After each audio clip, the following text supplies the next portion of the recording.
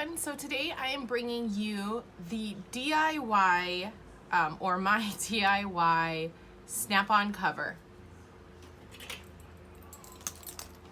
Now, Happy Planner makes their own. Looks like this. Really cute, and if you don't want to go through the process of making your own, totally fine. But it is very limited with what they have. It's like a teal, I think they have a white and a rose gold with this pink. It's nah. Anyways, so when I was messing around with my Happy Planner, I looked at this cover and I was like, you know what? This is actually pretty simple how they made it. It's just a hard piece of plastic sandwiched in between two. I'm assuming that this is like cardboard with whatever material this is wrapped over it. But if you look, there are so many hardcover journals and planners out there that are this size or even the classic size that are relatively cheap.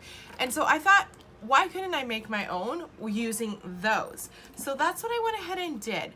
At CVS, they had this notebook that was a flip top notebook, and it was on sale for, I think, $3.50. And I already had the hard plastic, which is basically the backing of any notebook.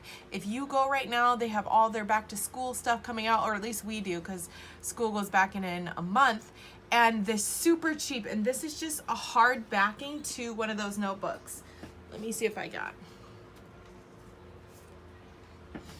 So this is a blue sky notebook that I've just been whittling away, and this is the back of it, and I just took it off. The notebook's totally still usable, but this is the kind of hard plastic that you're gonna need. And again, super inexpensive. Now, I actually filmed myself creating this, but I got only as far as cutting out and punching my plastic, and then basically it was assembly after that. I'm gonna insert that clip and then we will continue on, and I'll just have to kind of show you what I did after. Okay, so basically I'm just taking my X-Acto knife here and I'm running it along the scoring of the book. And I anticipated it to be a harder cut, but it was not, and I ended up going through to my table. The backside was a little bit harder, but honestly, this took me all of maybe 2 minutes to do. So, I mean, super easy. And again, you could do this the other way with another book that's bound on the side. You just have to pay a little bit more attention to what you're doing. And then, yeah, like I said, it was a little bit more tricky, but it wasn't bad at all. And then that's that leftover, which is awesome because I can punch those and put them in. And then, so here, I didn't realize, but this back piece came up, and honestly, I should have just left it, and I'm so mad at myself for not leaving it, because cutting it off, I don't know why I thought it was going to be this like super smooth cut. It looks like that, which is hideous, but you know, we live and learn, right? And I even tried to get my X-Acto knife under there to bring it up, but that was not happening. So now I'm just trying to figure out washi to use with this, and I don't know why I didn't pull a thicker washi, or even I have duct tape that's gold and silver. Like, I don't know what I was thinking, because the washi was just too thin. And honestly, I didn't even really need the washi on the top. It didn't look bad at all, if you can see right there, but I did want to just kind of secure it more. So I'm just double-siding it and then squishing it together, and I guess I thought I would just fold it down, flip it down. I don't know. In hindsight, I would definitely do kind of a thicker tape to get it down. Another option, though I wouldn't recommend it, is maybe you could try to just laminate the whole thing, but I think it might be too thick to use in a laminator. But just ideas. I would just suggest a thicker tape. So I did that on that side, and I went ahead and repeated on the other side. I just didn't think you guys wanted to watch it, or my camera shaking all over the place. I'm so sorry about that, guys. So here I am cutting out those pieces of plastic that I'm going to use for where I punch the holes. And I just eyeballed this, guys. I just knew kind of how big that hole punch is gonna make, so I knew that I needed a little extra left over, and then I just kind of eyeballed it. Honestly, if I had gotten really precise and like measured this, it would have come out even more better. I don't know if that's, yeah. Anyways, so I just keep cutting it down, and I thought that was good, but then I realized that on the Happy Planner cover that the snap-on part is just a little bit smaller than the actual cover part, so I'm just trying to mimic that as best. I don't know if it really matters. Maybe it gives a little bit of less tension. I'm not sure.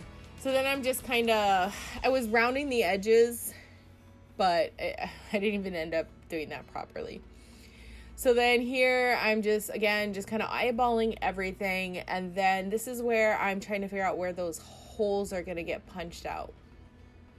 And so, oh, this is me.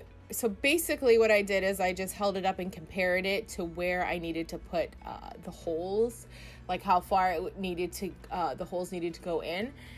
And then this is where I was just kind of like all over the place. I was originally going to use the original cover as my guide, but right as I was about to do it, I realized that I didn't want to make my cover, I didn't want to make those mushroom holes actual circular holes. So then I decided to niche that, and then I was like, I'll get my X-Acto knife and dig a little hole so that I can see exactly where I need to hole punch, which didn't really work out. I couldn't really see the holes. And then I did the first one, and then I started panicking that I was going to do them uneven because it wasn't exact. So I went ahead and just got a divider in my mini that already had those circular holes punched out.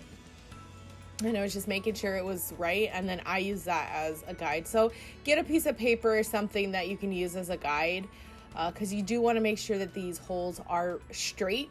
Elsewise, you're going to have a crooked cover. And then I'm just here snipping and cutting those slits. Okay, so up until that point, we've got this punched out. All I did after, you guys, is I took this and I double-sided taped it to the cover. That is it. Put it on, and there you go. Now, it is a teensy bit smaller than the regular cover, but like not that much. I mean, maybe if you guys can see that, like it's just a little bit shorter.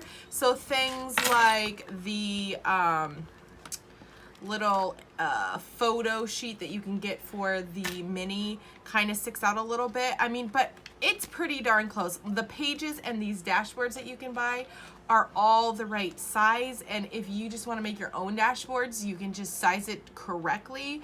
The one thing that I'm not 100% happy with, and if I do it again, I may skip this step or get a better washi, is that I tried to seal the top. Not that it was too hideous or anything, but I just wanted it to look polished, and what I ended up doing is it just didn't flip over right, and so it doesn't look as polished as I'd like to.